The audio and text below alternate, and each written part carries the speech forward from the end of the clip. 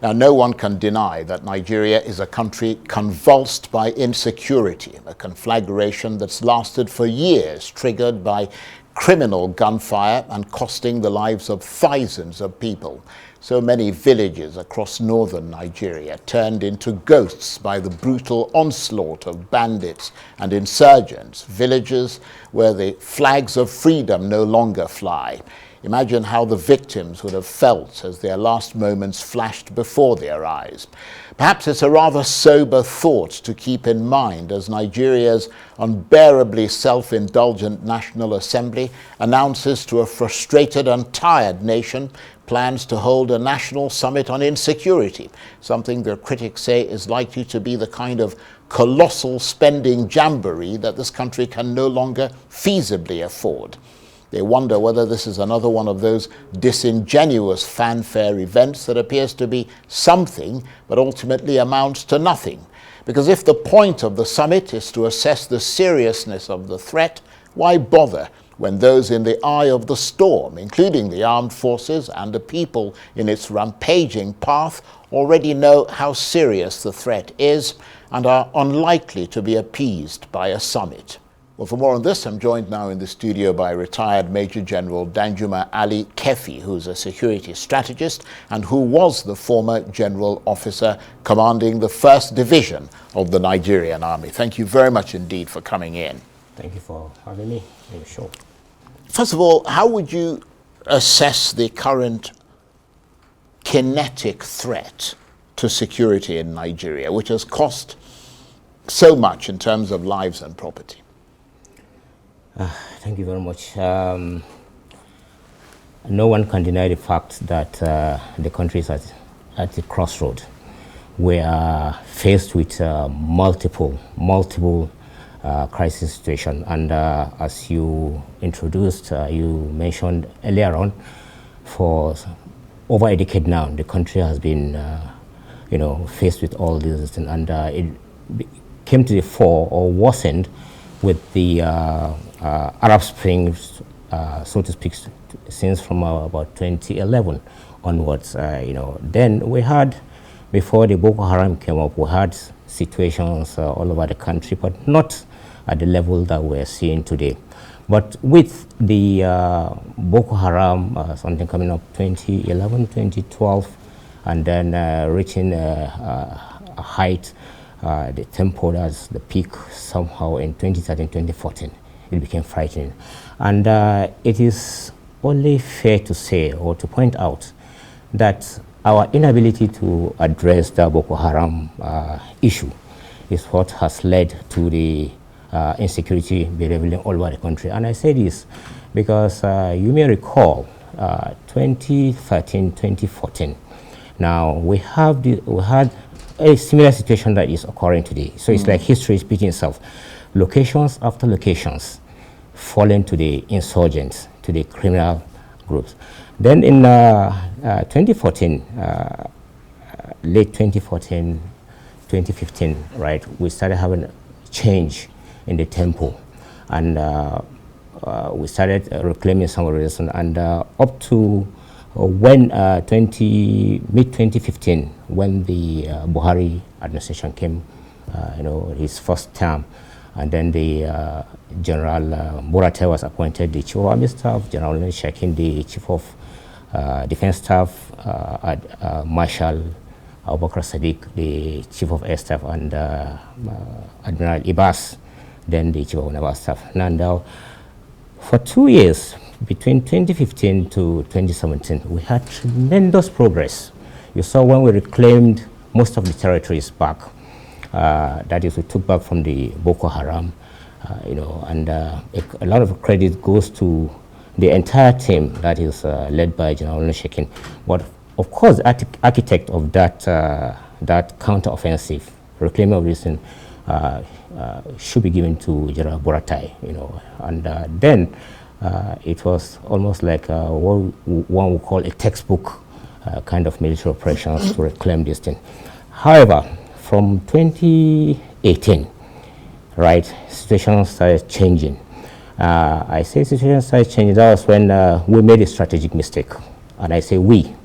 That is the the entire high command, and it's not the feeling of one individual. And that was beginning with when we conducted what they call Operation Last Hold. If you recall, that was when they announced it was we were transiting from the active operation phase to the stabilization phase. And it held, I think, in Monguna at that time.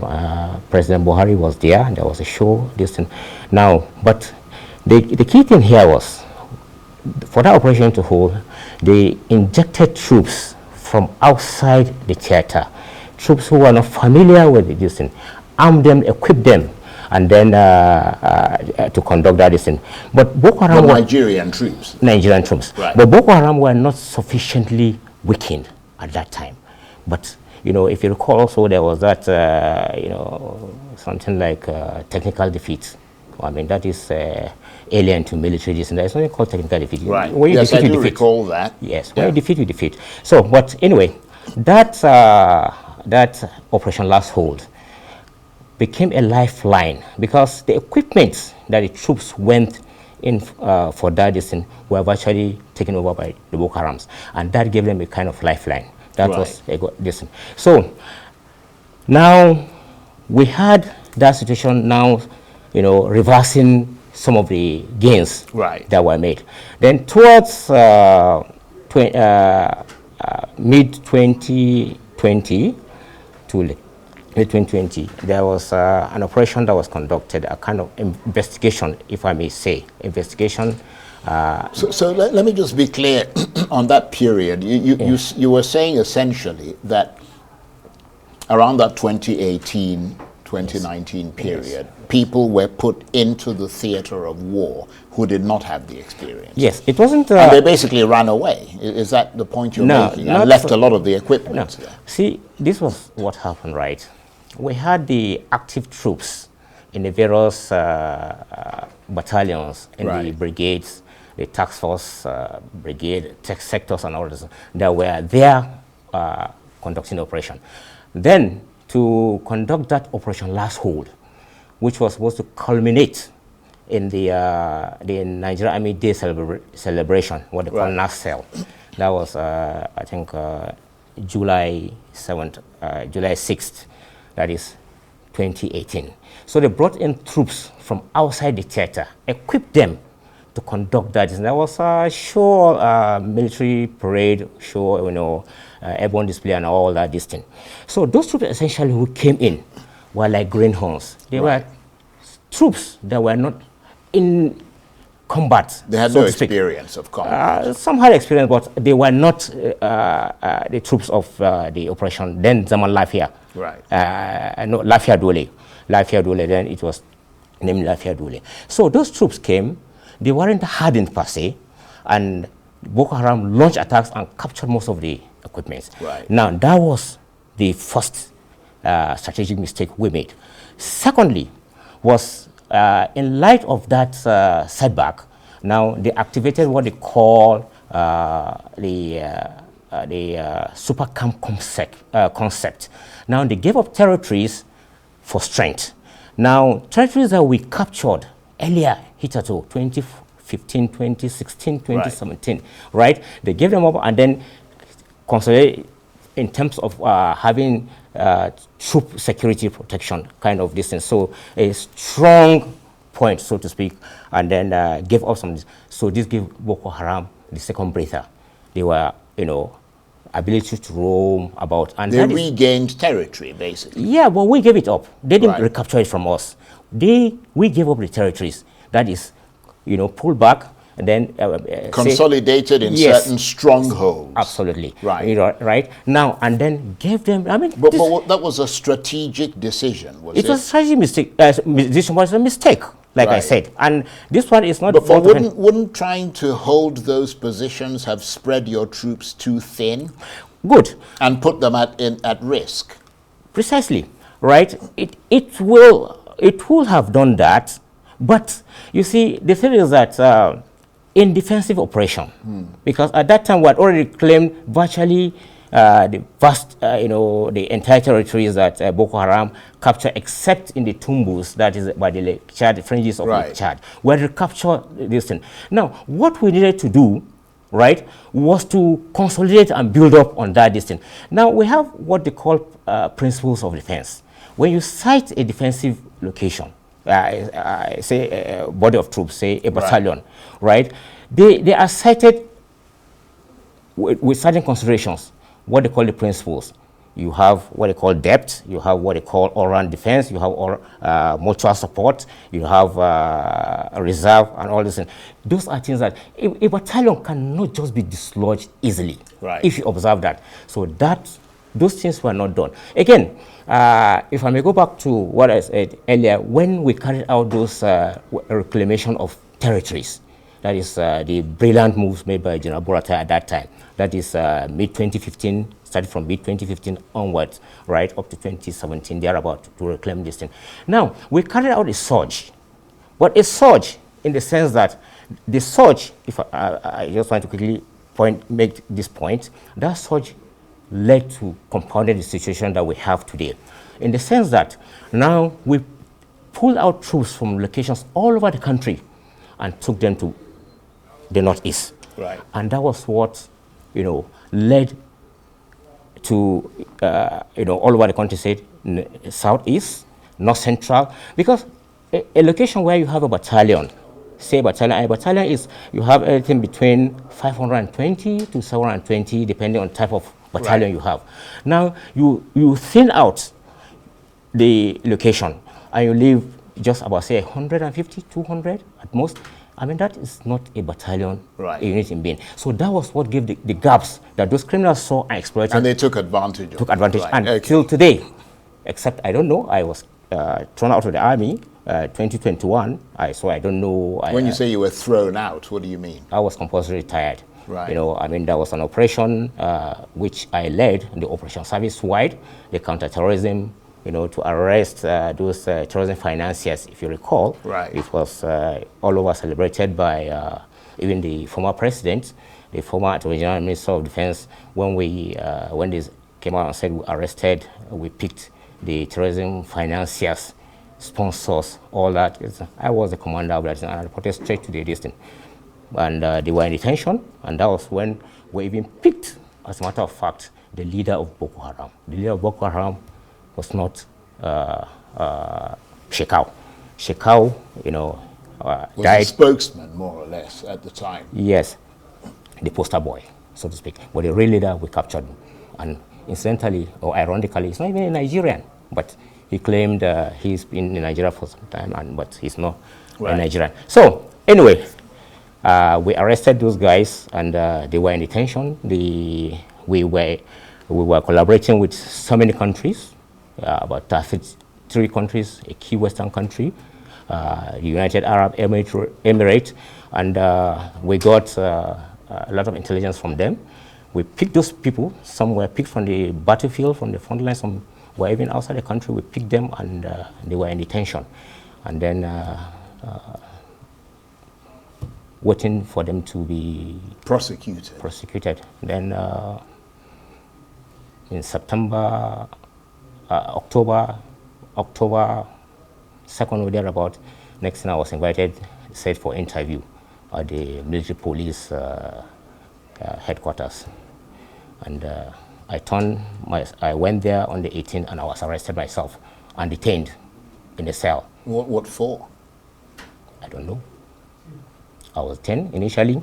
When I reported there, the interrogators said when I was removed as a general officer commanding on the 8th of August 2021, I handed over on the 10th of August 2021, 2 days later, because the posting came via signal posting in the night. I became aware of it the following day. That was on the 9th. So on the 10th, I handed over and left, and continued with the Operation Service-Wide, that one that I reported to the design. The Operation Service-Wide was a multi-agency and military, organizations that were this, and the DSS was there, the NFIU was there, the NIA was there, the DIA was there, and other this thing, and I was the head of that organization, and I reported straight to the president. And we picked those people, those top, this thing, including the leader of the Boko Haram, including 5 of the key guys of this thing. I was invited, and then when I got there, they said I was removed as a general officer commanding. That was, like I said, on the 10th of August, and I didn't report to the resource center, the Nigerian Army Resource Center, where I was supposed to listen. And what really happened was that when I was removed, I reported straight to the presidency, and I said, okay, this was what they said, do not report. That they were going to address it. Right.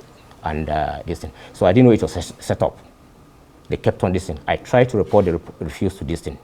The former president is there. There are people there in the presidency. Well, I have to say, that part of it sounds very complicated, yes, because we don't really know the background and everything, yes, to it. I mean, I'm sorry you had to go through that, but it just sounds like there are too many strands to the story. Absolutely. And we've got about less than 5 minutes, right, left to end this chat. Yeah. Let me ask you very quickly, all these things you were describing to us earlier, yeah, about the mistakes that were made, yeah, by the military.